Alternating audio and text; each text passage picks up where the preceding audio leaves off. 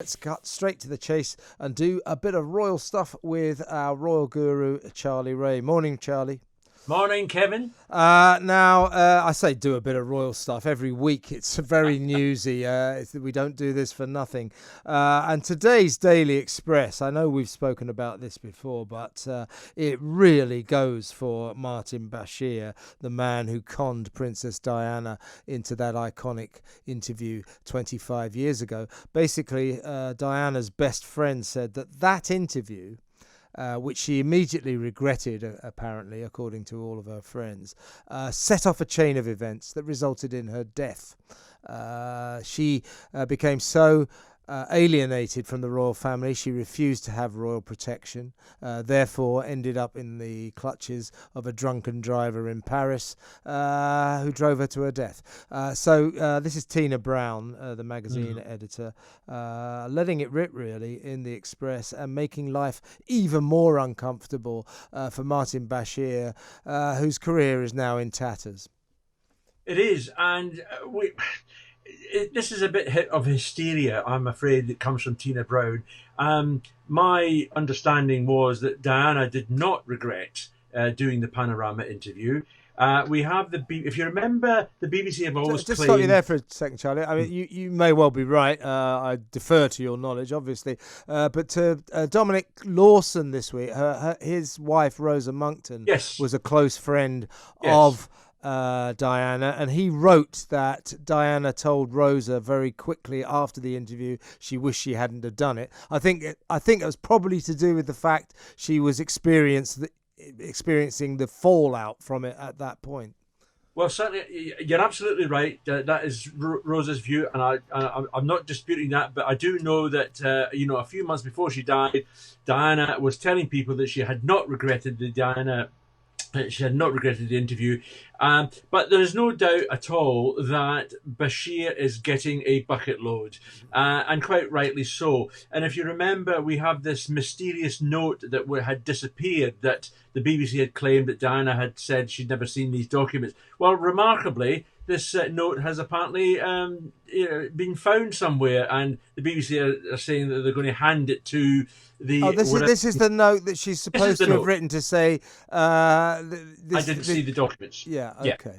Yeah, this is supposedly the note. We haven't seen the note. Nobody has seen the note. I'll believe it when I see it. Why would she write that?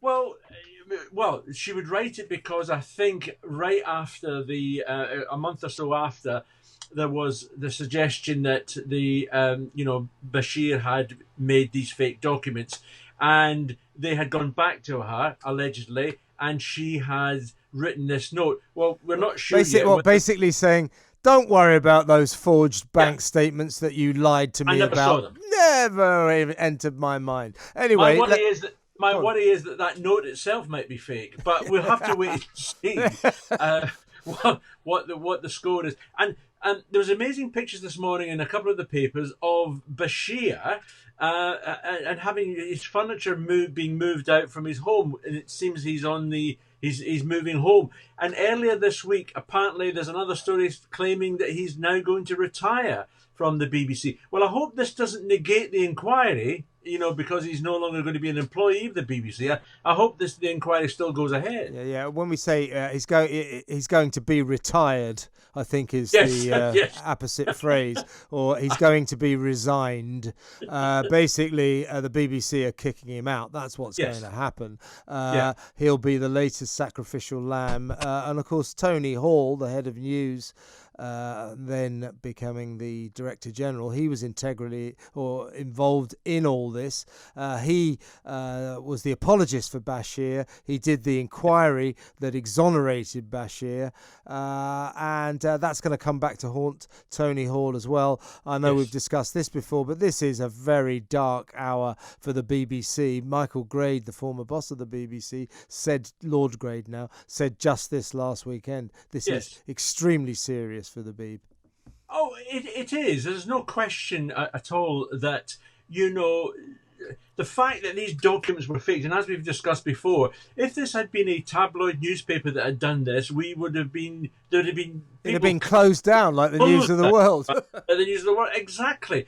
And there's been hardly a murmur, which just goes to show, what's going on. No, I hope the inquiry does go ahead and that it's still has a proper inquiry and we find out what went on. The graphic artist who faked the documents, as we saw in that documentary earlier this week, says, yes, I was asked to fake these documents. I wasn't told why they were being faked, but he's the only one that's carried the can for it.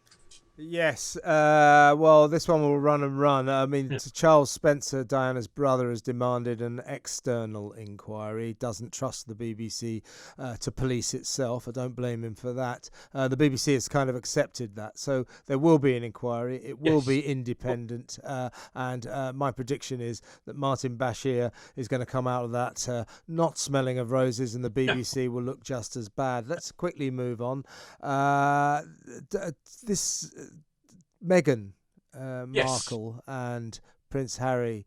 I was frankly, when they went to that Remembrance Day, when they went to that war graves place in America with a photographer, I was a bit disgusted by that. I have to say, I totally agree with you. I could not believe that they had done that and taking the photographer to the LA cemetery. And apparently Harry had asked for a wreath to be laid at the cenotaph in London on his behalf, which was, unceremoniously dismissed because he's no longer a working member of the royal family. And so he goes off to the LA cemetery with a photographer in tow, a fashion photographer, a celebrity fashion photographer, and then releases the pictures on the same day, which you'd have thought he could have waited 24 hours to allow us Shameless. to... Shameless. Yes, it is shameless. And I read this morning that apparently Meghan is now trying to employ 2 more PR people to help try to clean up the image that she's now got. Well, they got their work cut out. I'm glad they didn't ask me. Yeah. Well, as I said, it was Remembrance Day, as in remember to take a photographer. Absolutely shameless attempt to hog the limelight at a time when they really, really shouldn't have done it. Have they got no decency, that couple? No, honestly, they're clearly not. That's the end of the line for those two. No wonder they're no longer selling newspapers or magazines. Put them on the front page these days, apparently, and your sales drop.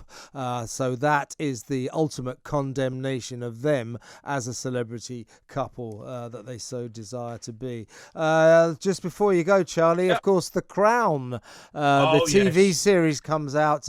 Is it tomorrow? It is tomorrow. And Prince Charles, it's not going to be a very happy experience for him because he's depicted as being this sort of nasty SOB, shouting at his wife, screaming at him.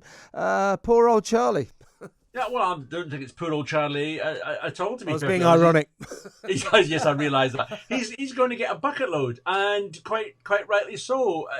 And we're now into the Diana years. I'm really looking forward to it because obviously I lived through the Diana years. And a lot of people sort of say, well, it's sort of slightly inaccurate and everything. Yes, some of the conversations are, what people think are said. But it actually takes the facts of what happened during, certain events in the royal family and uses them as the backdrop. And I'm afraid we're now going into the Diana years, which was probably one of the most turbulent years for any monarchy that we've seen. And I'm going to be sitting there with the popcorn, matey, because I'm going to lap up every minute of it. I bet you are. And I gather that the press pack are depicted in this drama, the press pack that you were in, that followed Diana around and Charlie all around the world. So when I watch it, some people say, who's that really good-looking reporter? Well, I'll tell you one thing, that's not Charlie Ray. No, thank you very much, Kevin. Thank you very much, mate. Let's talk again next week. Fantastic Royal Report. As always, Charlie Ray, ex-Sun Royal editor and author.